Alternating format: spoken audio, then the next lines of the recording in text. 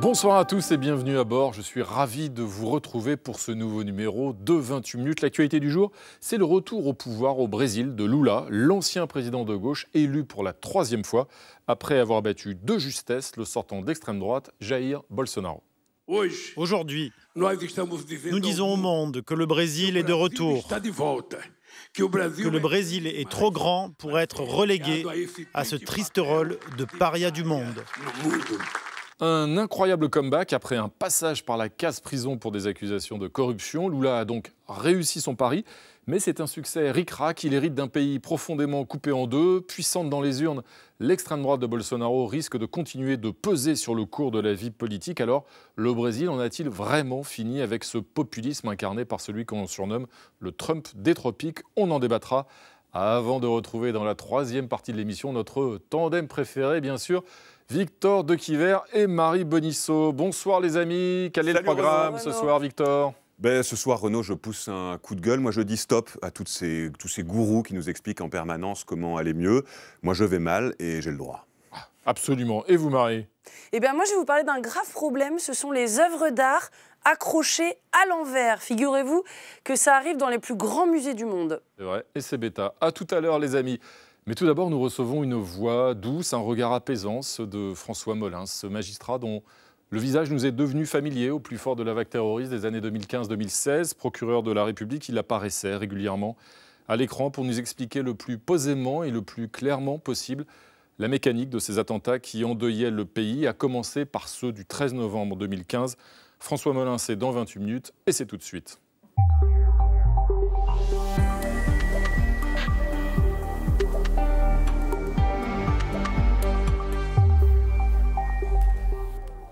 Bonsoir François Molins. Bonsoir. Laissez-moi vous présenter Nadia Adam. Bonsoir, Bonsoir Nadia Renaud. et Christian Roudot. Bonsoir. Bienvenue à tous les deux. Bienvenue à vous François Molins. Nous sommes ravis de vous accueillir ce soir sur ce plateau.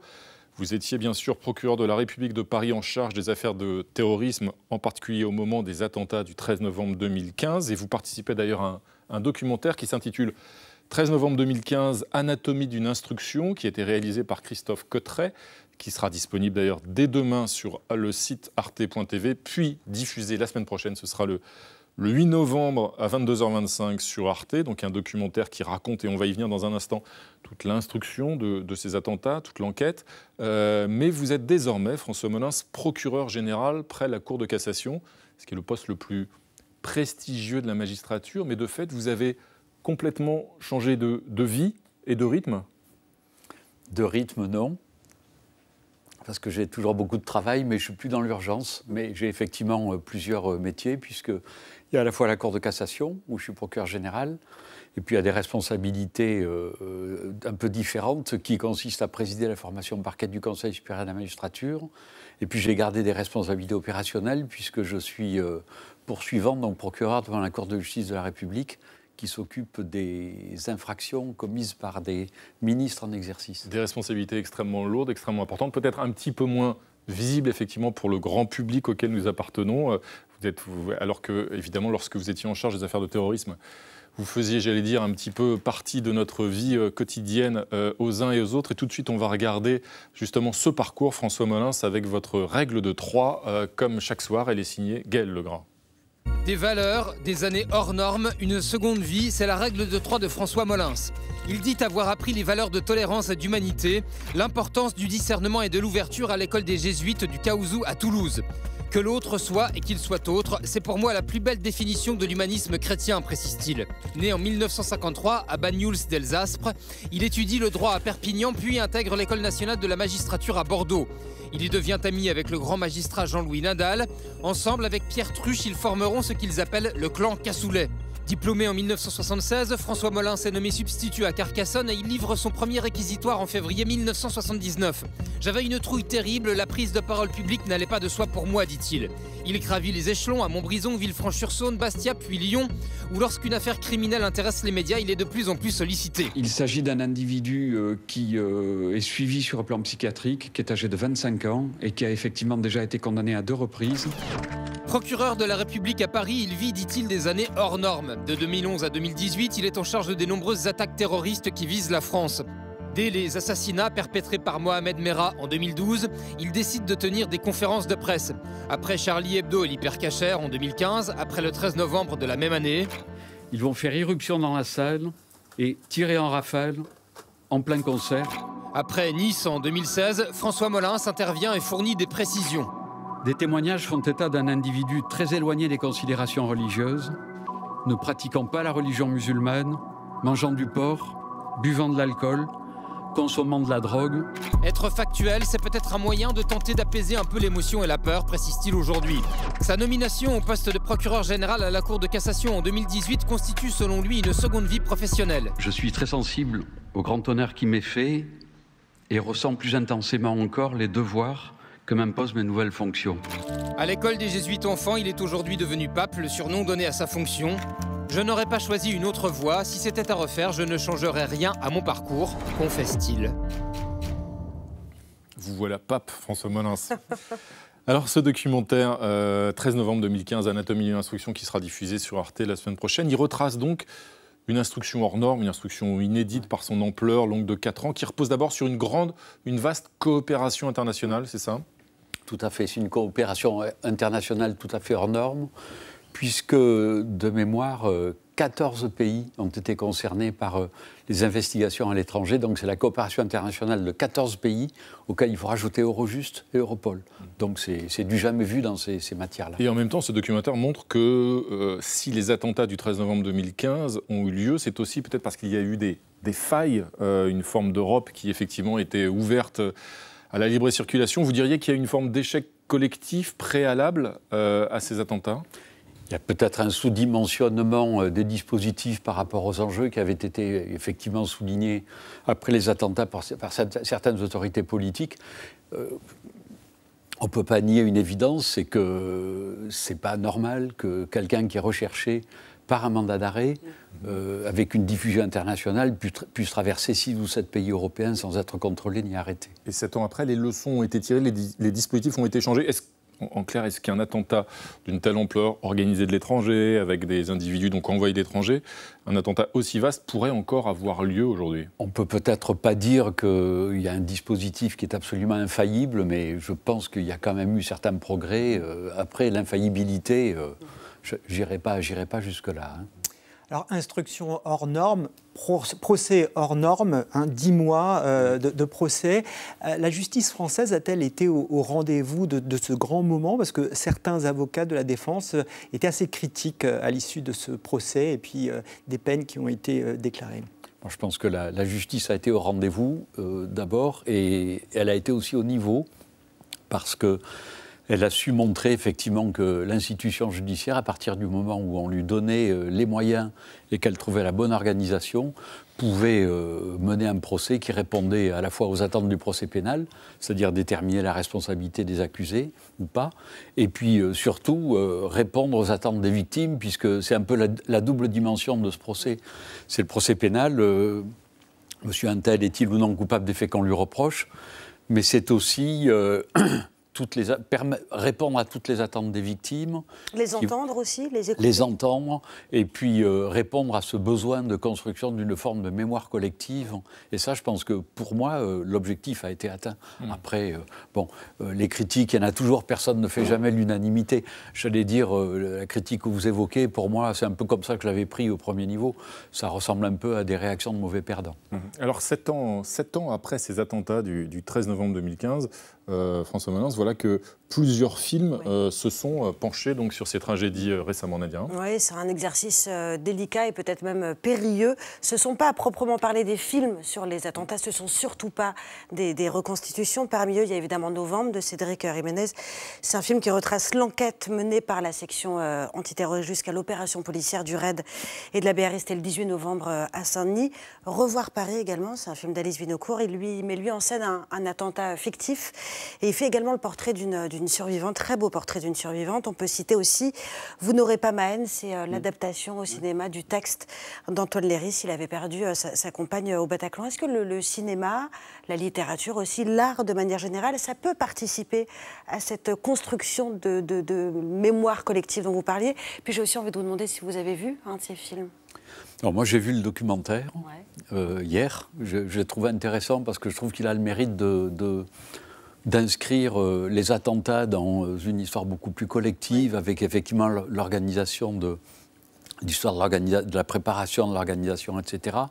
Et puis aussi de l'inscrire dans une dimension plus large et plus générale qui est celle de, finalement, l'organisation de la lutte contre l'État islamique et l'aboutissement de la coopération internationale sous l'égide des États. Donc je trouve ça c'est assez intéressant. Et pour répondre à votre question, oui, je pense que la télévision et le cinéma peuvent aussi participer à cette construction de mémoire collective. Avec la justice. Moi, je pars du principe que ce genre d'événement a traumatisé beaucoup de gens et que le meilleur remède, la meilleure lutte contre ce genre de choses, c'est de pouvoir en parler. Donc plus on a de possibilités d'expression, et mieux c'est pour les gens. Y compris pour vous, à titre personnel, François Molins.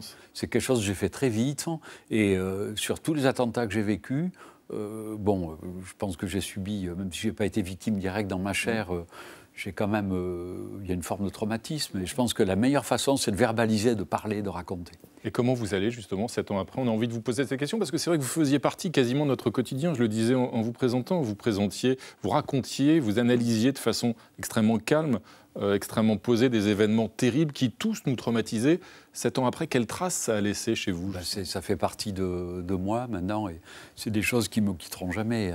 Les images que j'ai vues et les années que j'ai passées au cours de ces 7 années à la tête du parquet de Paris. C'est quelque chose qui est vraiment profondément en moi. Les gens vous interpellent dans la rue? Les gens vous en parlent? Oui, on ne me parle pas de ça précisément, mais on continue à m'interpeller. Les gens d'ailleurs sont en général plutôt gentils. Le grand public, justement, vous a découvert au moment de ces conférences de presse qui étaient des moments traumatiques pour la nation. À un moment, il faut décider ce que l'on va dire, ce que l'on ne va pas dire. Comment, en laps de temps très court, comment vous preniez cette décision? Alors déjà, moi j'avais pris le parti de communiquer parce que j'estimais qu'il y avait un devoir impérieux de répondre aux attentes tout à fait légitimes de nos concitoyens qui voulaient savoir. Je pense qu'on est dans une société dans laquelle la parole des procureurs a du poids, elle n'est pas décrédibilisée. Et on l'a fait avec le souci, effectivement, de dire un maximum de choses. Il y a des choses qu'on ne pouvait pas dire. Mais par contre, on l'a toujours fait en respectant un principe de base, je trouve, qui devrait être... C'est un bon principe de communicant, ne jamais mentir. Merci François Molins d'être venu nous exposer, partager ces principes de pape, rappelons-le, en tant que procureur général près la Cour de cassation.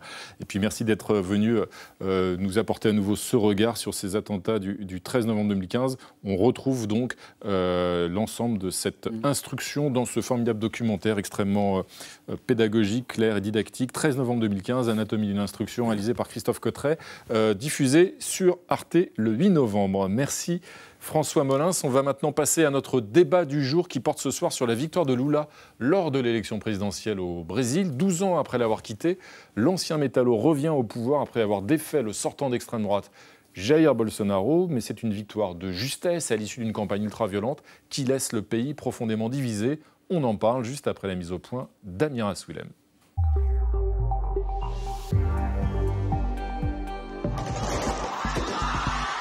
Nuit de liesse dans les grandes villes brésiliennes hier soir.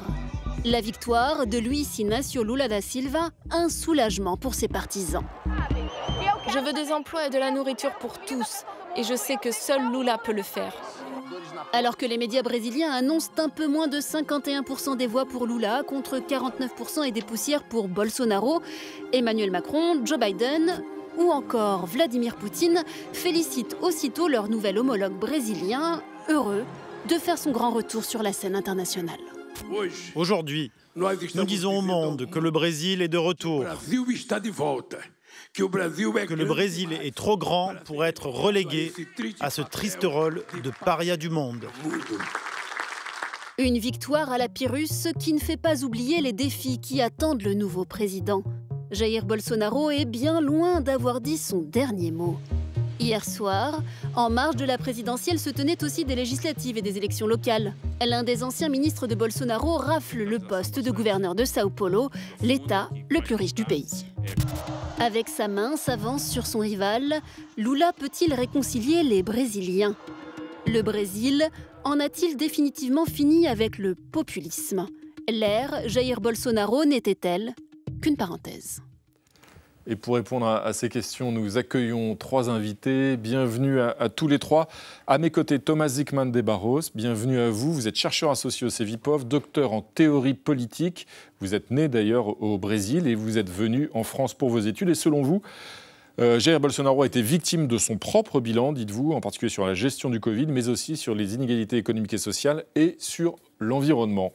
À vos côtés, bonsoir Olivier Compagnon. Bonsoir. Bienvenue, vous êtes historien, professeur à l'Institut des hautes études de l'Amérique latine. Vous êtes également co-rédacteur en chef de la revue Cahiers des Amériques latines. Et selon vous, Olivier Compagnon, ce résultat, 51-49, extrêmement serré, confirme la dynamique Bolsonaro et confirme aussi que cette dynamique est loin d'être terminée. Elle est liée, selon vous, à la place de l'Église évangélique au Brésil et à la nostalgie de la dictature, notamment. Ce ne sont pas les 2 seuls facteurs, on va y revenir dans un instant. Et puis à vos côtés, bonsoir Catherine Fieschi. Bonsoir. Vous êtes politiste, spécialiste des populismes, directrice du think tank Counterpoint basé à Londres, et votre ouvrage Populocratie est paru aux éditions Agenda. Selon vous, il n'y a pas de raz-de-marée pro-Lula ou anti-Bolsonaro. La victoire de Lula est fragile et la parenthèse populiste risque d'être réouverte. Tout de suite, pour ouvrir ce débat, Christian, vous avez un chiffre du jour qui illustre d'ailleurs le caractère inédit de cette élection. Oui, le chiffre du jour, c'est primeiro, premier en portugais. Je ne sais pas si ma prononciation est exacte, mais Lula est en effet le premier à revenir au pouvoir au Brésil depuis la fin de la dictature et l'instauration de la République en 1985. Premier aussi Bolsonaro, qui est le premier président à ne pas être réélu. Alors, pour Lula, c'est une victoire étriquée, certes, mais c'est une victoire tout de même. Quels ont été les ressorts de ce comeback presque miraculeux, Tomás Zikman de Barros? Alors déjà, je pense qu'il s'agit d'une biographie incroyable, celle de Lula. Il faut qu'on se rappelle, il a été président du Brésil entre 2002 et 2010. Quand il sort du pouvoir, il avait des taux d'approbation incroyables, mais depuis, il y a eu la chute de sa collègue Dilma Rousseff, oui, après son emprisonnement, sa condamnation. Et il y a 2 ans, il était encore en prison. Et revenir, c'est incroyable. Olivier Compagnon, c'est le phénix du Brésil. Oui, bien sûr. C'est une rockstar internationale. C'est quelqu'un qui est adulé par un certain nombre par une partie de son électorat, et on comprend pourquoi, parce qu'il y a des éléments de son bilan entre 2003 et 2010 qui sont absolument essentiels.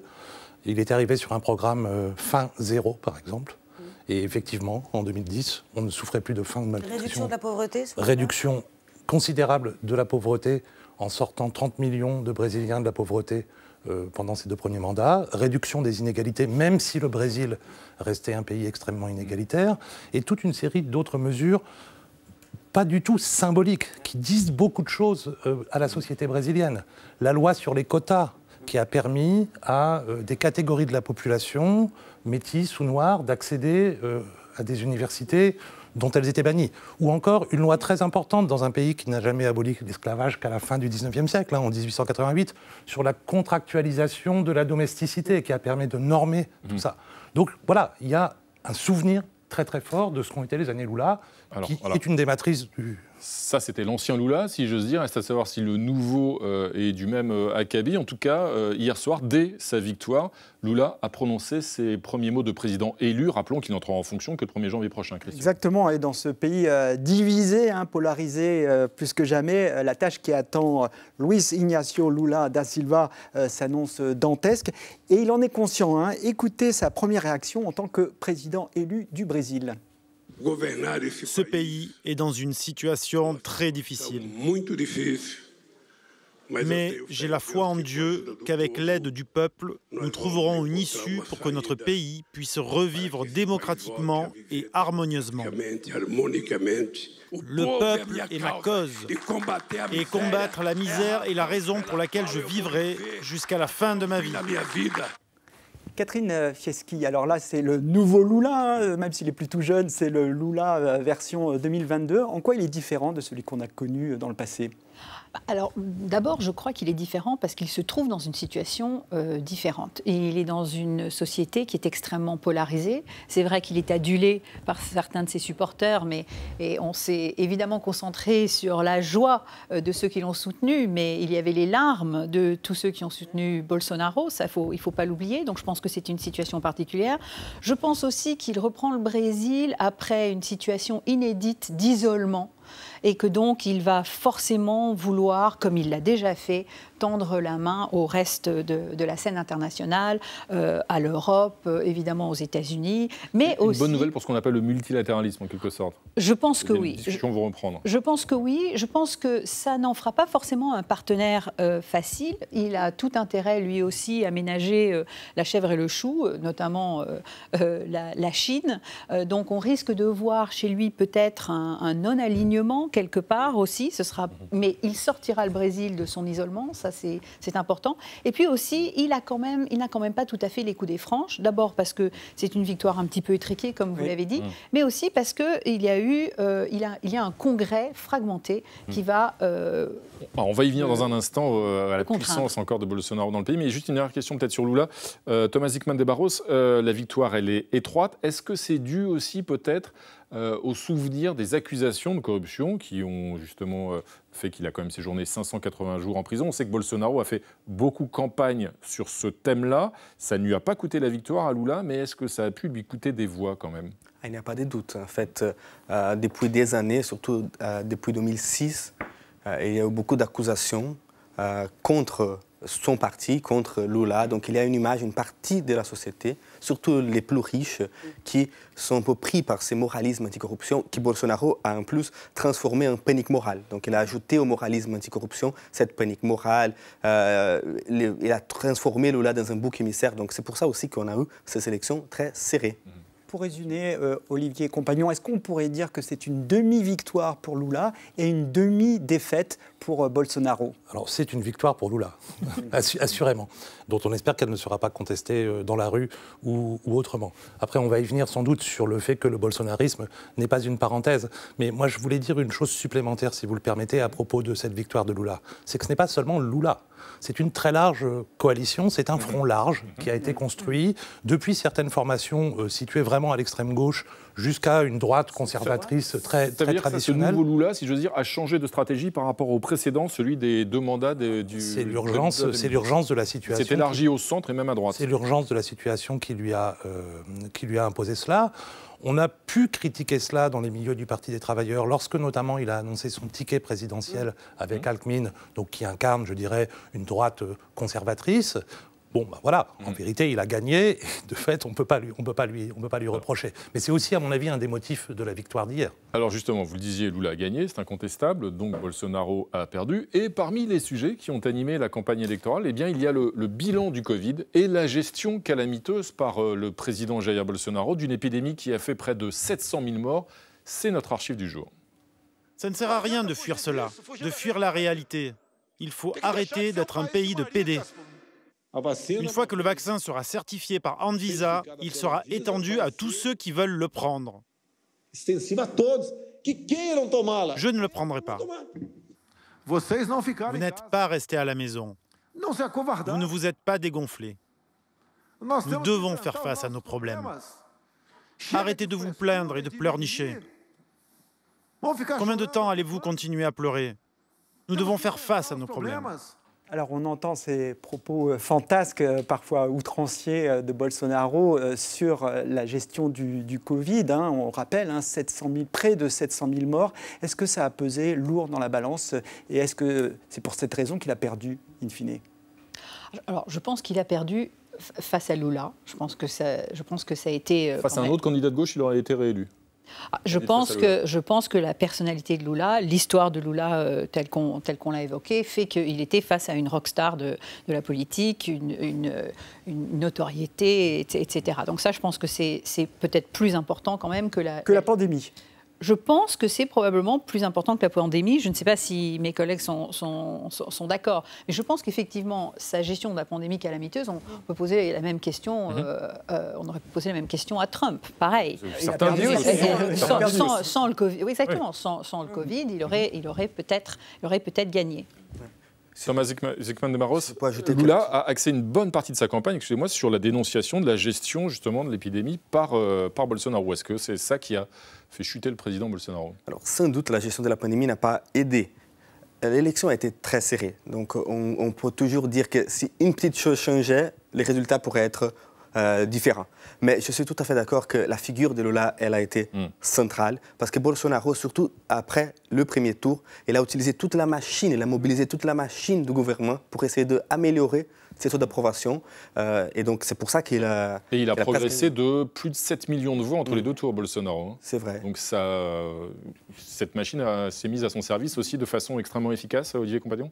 Oui. Le fait d'être un sortant, ça lui attribue aussi des moyens considérables? Alors, le fait d'être un sortant, le fait que les résultats du premier tour attestaient une dynamique du bolsonarisme. C'est-à-dire qu'effectivement, il est arrivé en seconde position, mais on l'annonçait à 35% dans les sondages, il était à 43%, il avait 6 millions de voix d'écart, mais surtout, toute une série de ses fidèles ont été élus lors des élections de début octobre, à des postes de sénateurs, à des postes de députés, à des postes de gouverneurs. Et en fait, tout le monde a observé cette dynamique du bolsonarisme qui explique en partie également ce résultat très, très serré qu'on observe hier. Si je puis permettre, il y a beaucoup d'experts qui sont venus nous dire que le bilan était désastreux. Mais aujourd'hui, le résultat de Bolsonaro est tout sauf désastreux dans les urnes. Je pense que ce que Bolsonaro a véritablement bâti, c'est cette société polarisée, avec un espèce de vivier de voix, qui fait d'ailleurs que c'est une dynamique qui, à mon avis, n'est pas terminée, et que on clôt peut-être la parenthèse Bolsonaro, mais on ne clôt pas la parenthèse de ce type de populisme. Et de violence en politique aussi, d'une manifestation de la violence. Je pense de violence en politique, de propos outranciers, de mensonges, d'exclusion. Donc cette citoyenneté par les armes. Ouais. Donc je pense que cette dynamique polarisante qu'il a créée, c'est véritablement un vivier de voix pour lui à l'avenir ou pour ses semblables. Alors il y a en tout cas un domaine dans lequel le bilan des 4 ans de mandat de Jair Bolsonaro a été jugé catastrophique, c'est l'environnement en général et l'Amazonie en particulier, Nadia. Oui, c'est pas franchement une surprise, en tout cas on était prévenus. L'intérêt de l'Amazonie, ce ne sont pas les Indiens, ni les putains d'arbres, c'est le minerai, c'est ce qu'avait déclaré Bolsonaro, c'était en 2019. Et de fait, ça, on l'a bien vu, la forêt amazonienne a été rongée, littéralement saccagée par l'exploitation minière, par l'exploitation agricole, encouragée donc par le gouvernement fédéral. À grands coups, ça s'est fait à grands coups de décrets, mais aussi de coupes drastiques, et c'était important, ces coupes dans les budgets des instituts de veille écologique. Les comptes ont été asséchés. On se souvient, par exemple, que l'une des premières décisions de Bolsonaro, ça avait été de placer l'Agence de protection de l'environnement sous la tutelle du ministère de l'Agriculture. Le signal était assez éloquent et évident. Si on fait le bilan aujourd'hui, tous les chiffres sont édifiants. Depuis le 1er janvier 2019, la déforestation annuelle moyenne en Amazonie a augmenté de 75% par rapport à la décennie précédente. Ce sont des chiffres de l'Institut national de recherche spatiale au Brésil. D'ici la fin de l'année, ce sont au total 40 000 mètres carrés qui auront été rasés. C'est l'équivalent d'un pays comme la Suisse, donc rasés pour être remplacés notamment par de la monoculture, des champs de soja beaucoup. La situation, elle est telle que ce qu'on a longtemps appelé le poumon de la planète, peut-être à tort d'ailleurs, commence à rejeter aujourd'hui plus de CO2 qu'il n'en capte.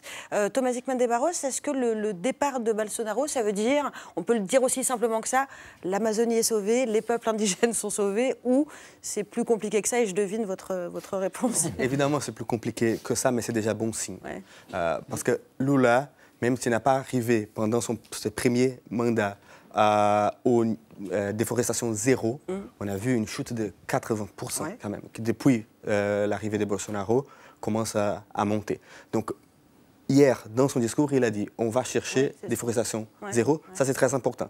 Il n'empêche... Ça reste un peu flou, pardon, mais comme engagement. Est-ce que... Alors, non, évidemment, déjà, Lula, il a mis l'environnement au centre dans sa campagne. C'est une chose plutôt nouvelle. Il parlait un peu de ça, mais c'était moins central. Je pense qu'il voit aussi, pour l'image extérieure du Brésil, comment ça, c'est important. Donc, il s'est allié à son ancienne ministre Marina Silva, qui pendant des années, ils étaient un peu éloignés. Et en tout cas, on sait qu'il y a des défis parce que le lobby de agrobusiness, il est très fort au Brésil. Donc Lula, en ce moment, il doit composer une majorité au Parlement. Ouais. Donc il faut voir comment il va gérer ça. Olivier Compagnon, Christian Audeau le rappelait en introduction, Bolsonaro est le premier président du Brésil depuis le retour de la démocratie à ne pas être réélu pour un second mandat.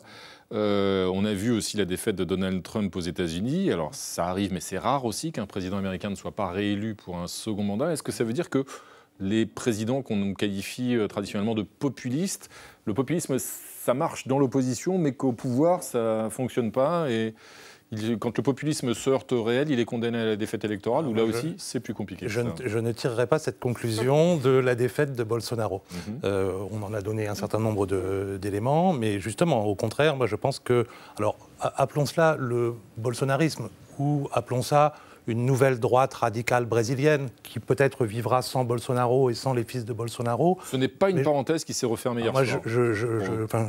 J'aimerais me tromper, mais je ne pense pas que ce soit une parenthèse, dans la mesure où, d'abord on le voit, il y a près de 50% des Brésiliens qui soutiennent un projet où ils trouvent Dieu, où ils trouvent l'ordre, où ils trouvent les valeurs de la famille. Et là, je m'appuie sur une enquête qui a été menée par l'une de mes collègues récemment dans des favelas bolsonaristes dans la banlieue de Rio. Voilà les grands motifs, les dénominateurs communs pour lesquels on vote Bolsonaro. Et puis notamment qui s'appuie après sur des relais extraordinairement puissants, des relais sociaux extraordinairement puissants, qui sont les églises évangéliques, dont la croissance est exponentielle depuis Ça représente quelle part de la population? Alors écoutez, les chiffres aujourd'hui c'est compliqué, puisque le dernier recensement sérieux qu'on ait eu au Brésil c'est 2010, on était à 29%. Aujourd'hui c'est 38-40% des Brésiliens qui gravitent dans les réseaux évangéliques, ce qui veut dire quand même à la fois une superposition des valeurs portées par ces églises, ou la plupart de ces églises, parce que ce n'est pas un tout homogène, et le discours de Bolsonaro, mais ce qui veut dire aussi des clientèles politiques, qu'à un moment donné, un pasteur peut s'adresser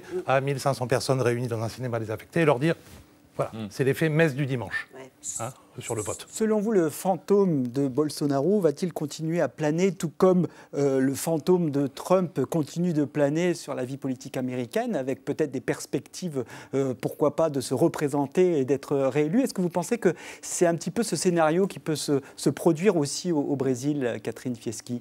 Je pense que ça peut être lui, ça peut être l'un de ses fils. Il en a plusieurs, il les a déjà mis aux manettes. Donc ça peut être cela. Je pense que de toute façon, et c'est un petit peu la tragédie de ceux qui viennent après une personnalité comme Bolsonaro, c'est qu'on récupère un pays qui est en grande difficulté, très divisé. Les populismes se nourrissent en fait de promesses démocratiques non tenues. Une promesse démocratique non tenue supplémentaire, plus une polarisation, plus les inégalités. Je pense qu'on n'est pas sorti de... Est-ce que Catherine Fieschi, pour abattre un populisme de droite, entre guillemets, il faut recourir parfois à des méthodes qui pourraient relever d'une forme de populisme de gauche? Et c'est parfois ce qu'on dit aussi, des méthodes, des propos, des promesses de Lula. Alors, je pense que ce que l'on voit chez Lula, finalement, c'est plus du socialisme ou une social-démocratie dans un pays où les institutions politiques et les partis politiques ont tendance à être plutôt faibles. Et donc, il y a une personnalisation du pouvoir qui domine la scène politique. Mais alors que c'est vrai que les populistes font de la personnalisation du pouvoir, toute personnalisation du pouvoir n'est pas forcément populiste. Donc, je pense que dans le cas de Lula, nous ne sommes pas forcément dans un leader populiste, mais plus dans un leader populaire. Thomas Hickman de Barros, peut-être un petit point sur Sao Paulo, et notamment sur le poste des... Il faut rappeler que le Brésil est un État fédéral, et c'est important, le poste des gouverneurs. C'est un ami un proche de Bolsonaro qui a été élu. Donc, ce qui veut dire encore que peut-être Lula se retrouve en position de cohabitation, quelque part, et que Bolsonaro a toujours un pouvoir de nuisance. Oui, c'est vrai que dans l'État de São Paulo, c'est un bolsonariste qui est arrivé en tête. En tout cas, ce ne sera pas la première fois que Lula gouverne sans l'appui du gouverneur de São Paulo. C'était toujours le cas. Je voulais faire un petit point sur la question du populisme. Je pense qu'au contraire, Lula, c'est du populisme de gauche. En fait, et je viens de publier un livre au Brésil qui s'appelle « Ce dont on parle quand on parle des populismes ». Il y a beaucoup d'académiciens qui vont dire que c'est du populisme de gauche, mais il faut peut-être problématiser cette vision très péjorative de ce terme. Peut-être, dans le cas du Brésil, c'est au contraire une façon d'inclure les secteurs subalternisés exclus de la politique dans la politique. Et sans ça, je pense que le bolsonarisme continuera à avoir sa force si on ne fait pas les contrepoints de l'autre côté. Désolé. Merci. Merci. Non, ne soyez pas désolé, au contraire, merci à vous, mais ce sera le mot de la fin, en tout cas, pour ce soir. Lula renverse Bolsonaro, la fin d'une parenthèse populiste. Merci à point d'interrogation, on a bien compris. On a bien compris que ce n'était pas forcément le cas. En tout cas, merci à tous les trois d'être venus ce soir sur ce plateau pour explorer notre question du jour. Dans un instant, Victor Dequiver va nous raconter qu'Halloween, ça ne sert pas qu'à manger des bonbons, mais aussi à faire le tri dans ses relations. Puis Marie Bonisseau va se charger, elle, de remettre les choses et les tableaux à l'endroit. Mais d'abord, place à Amira Swilem. Chaque soir, elle dissèque les mots vedettes de l'actu. Ce soir, Halloween, justement, et c'est entendu. Halloween. Ça fait peur. La nuit où les morts reviennent visiter les vivants. Halloween est là. Qu'est-ce que ça veut dire? Exactement ce que ça dit. Merci de m'en dire un peu plus. Entendu. La vie secrète des mots vedettes. Un peu d'étymologie pour commencer. Halloween, 2 L, 2 E et la contraction anglaise de All Hallows Eve, comprendre la veillée de tous les saints littéralement. Logique donc que cette fête soit célébrée le 31 octobre, soit la veille de la Toussaint donc. Halloween, selon les historiens, serait une fête irlandaise qui puiserait ses sources dans des rituels celtiques qui célébraient l'arrivée de la saison froide et par extension le retour de l'obscurité. Le temps d'une nuit, l'âme des disparus flotte, la mort rôde. En arrivant aux États-Unis grâce aux immigrés irlandais, Halloween prend progressivement la forme qu'on lui connaît, plus festive. Parades, déguisements et tournées des voisins pour obtenir des friandises, Halloween fascine les cinéastes qui sont nombreux à s'emparer du sujet. Globalisation aidant, Halloween fait le voyage en sens inverse. À la fin des années 90, la fête américaine conquiert le vieux continent. Le temps d'un soir, les petits Français notamment vivent l'American Dream, ou plutôt Nightmare. Le Dream est plutôt pour les commerçants. La vente de friandises et de déguisements connaît un pic à cette époque de l'année. 15% du chiffre d'affaires des confiseurs est réalisé à cette occasion en France désormais. Au-delà des considérations mercantiles, on retiendra qu'Halloween invite à combattre le mal par la douceur, tout un programme en ces temps troublés. Eh bien, c'est entendu. Merci Amira Swilem. Bonsoir à tous les deux, Marie Bonisseau, Victor Dequiver. Eh ben, on va commencer avec vous, Victor. Justement, après Amira Swilem, on va continuer à explorer Halloween grâce à vous, Victor. Mais vous ne nous incitez pas à chasser les sorcières, mais plutôt les toiles d'araignée. Et si on profitait de la fête des fantômes pour faire le tri dans nos vies? C'est ce que proposent, en tout cas, bon nombre de magazines cette semaine, à l'approche d'Halloween. Cette nouvelle tendance s'appelle le cobwebbing, ce qui signifie toile d'araignée, en anglais, expression imagée, qui nous incite à faire le ménage dans nos existences, à nous émanciper des traces du passé. Alors, faisons table rase. Table rase, presque. Ben là, c'est le cobwebbing. Alors, on trouve dans ces articles tout un tas de spécialistes intéressants, comme cette charismatique Caroline West, présentée dans Cosmopolitan comme, je cite, experte en sexualité et en relations pour application de rencontres. C'est un métier. S'accrocher à des relations passées, nous dit-elle, qu'il s'agisse de numéros de téléphone, de messages ou même d'un vieux t-shirt sale, peut nous freiner dans nos rencontres car nous ne sommes pas mentalement concentrés sur le présent. Alors je ne sais pas si vous avez conservé beaucoup de t-shirts sales de vos ex, mais si c'est le cas, c'est le moment de nous en débarrasser. Mais cette pratique, Victor, ne se limite pas seulement aux ex. Non, le cobwebbing, c'est aussi rompre avec ces personnes qui vous tournent autour mais qui ne concrétisent jamais, ceux qui vous promettent en vain de quitter leur femme, leur mari, c'est plus généralement aussi rompre, vous avez spécialiste, non? Rompre avec les âmes qui ne nous font pas du bien, et même si elles font partie de notre famille. Alors, moi, a priori, Renaud, je ne suis ni contre le ménage, ni contre les ruptures. Le problème, c'est ce vocabulaire qui revient souvent dès lors qu'un outil dit de développement personnel émerge. Se libérer du passé, s'émanciper, devenir soi, être heureux, vivre enfin au présent. Carpe diem.